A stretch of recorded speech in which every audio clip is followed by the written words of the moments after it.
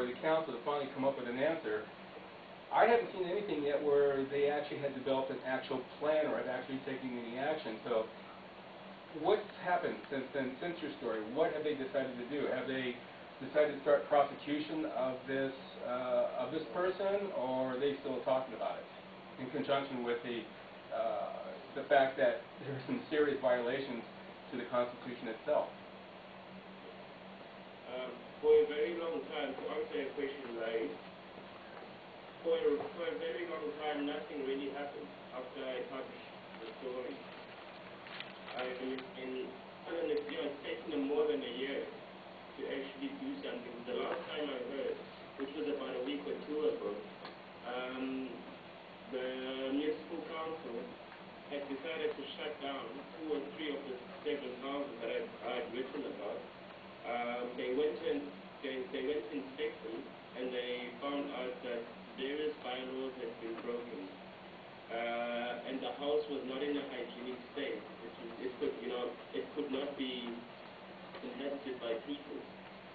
So I know that the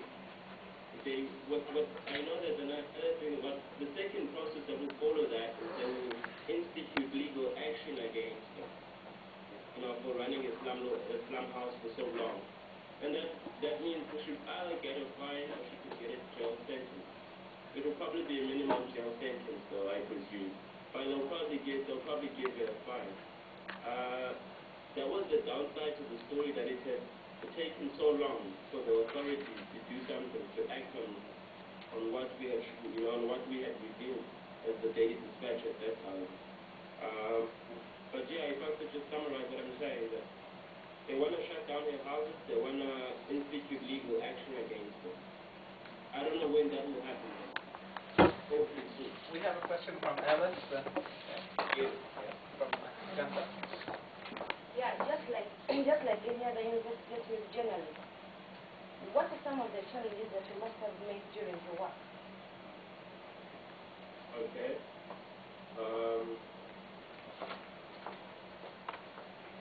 After I had, the first serious challenge was when I got to the place where I lived in, this house. When I got there, no one really trusted me. No one knew what I was doing. I had to explain to the people that were living in the house why I was doing what I was doing. And my explanation basically was, I was trying to help them and the other people that were being exploited by this woman, because she was charging them huge amounts of money for small, basic little rooms. That was exploitation basically, because there was not enough accommodation in King William's Town. So she took advantage of the fact that there was not enough accommodation to make them pay for the whatever rooms that she could give them. So it was gaining the first challenge was gaining the trust of the people, so that they wouldn't jeopardize my investigation by telling this woman what I was doing. The second one was when I went to go confront this woman at work. I had to go confront her at her work. When I got to her work, they wouldn't let me speak to her. And as a result, I tried to force my way into it. I forced my way into the building, and the police, they arrested us for a few hours. I was arrested with my cameraman by the police for a few hours, but they let us go after some verbal altercations had been exchanged. Basically, my editor jumped in and told them what we were doing, and we had every right as journalists to do what we were doing, and they couldn't stop me from speaking to that woman.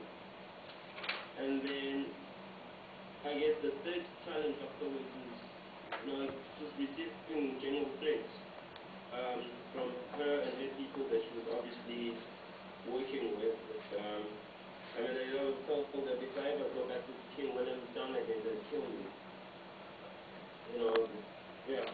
I guess those are the most serious threats. I mean, once you publish a story that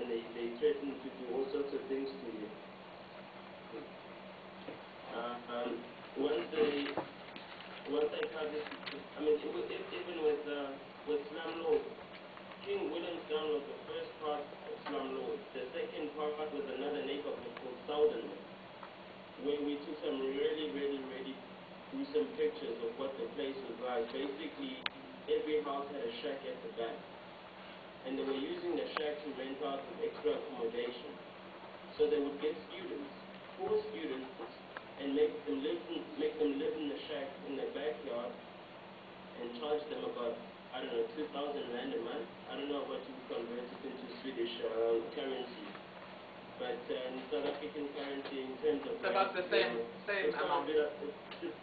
Sorry? It's about the same exchange rate, so it's about 2,000 crowns. Yeah, per month. And I mean, if you're a student, that's a lot of money. So I went into that neighborhood as well, and I started speaking to people who were being exploited, and I exposed the way they were living, the dirty situation that they were living in. And I was also the same thing there. After publishing the story, I was told that I should never go back into the area again, otherwise they'll kill me and go throw my body somewhere in some river, you know. And I was actually, at one time, they chased me with a knife, you know, and I'd get in my car and drive off and run off. But anyway, nothing serious ever happened about that, which was great. But I mean, those are some of the expectations, now some of the situations you could expect as an investigative journalist, because you are actually exposing things that people don't want to be exposed. You know, so if you expose things that people don't want you to expose, you are bound to make them angry. You're bound to piss them off. And when you piss them off, that's when you put yourself in danger. Yeah, how inspiring. We'll now move to Basi.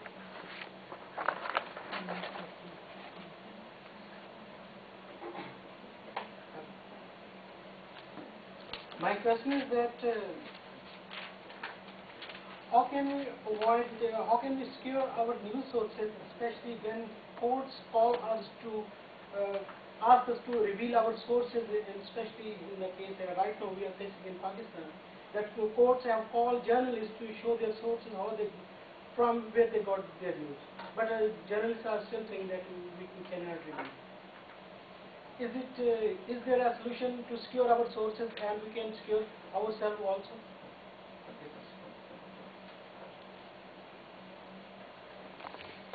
Well, my response to your question would be, if you do reveal your source, then no one will ever trust you as a journalist to tell you stuff. So by revealing, if the court say we must reveal our sources, then that effectively kills the profession. And by that I mean, if you as an investigative journalist, you reveal who your source is, where you got the information, no other person, no other source will trust you enough to give you confidential or classified information. And we all know that big stories are made of confidential and classified information, something that's not in the public domain. Your source is the most important thing, is the most important person. So, fortunately in South Africa we have it in our constitution as journalists, it says that we do not have to, you know, unless it's of national intelligence, not of national importance. You know, unless it's of national importance, then you might, you know, but that's like a last resolution. You can go to court and you can fight it and say, no, I will not reveal my source. You don't have to. It is our right as journalists to protect the people who give us the information. Because after all, there would be no journalism without that information. There would be no proper journalism or investigative journalism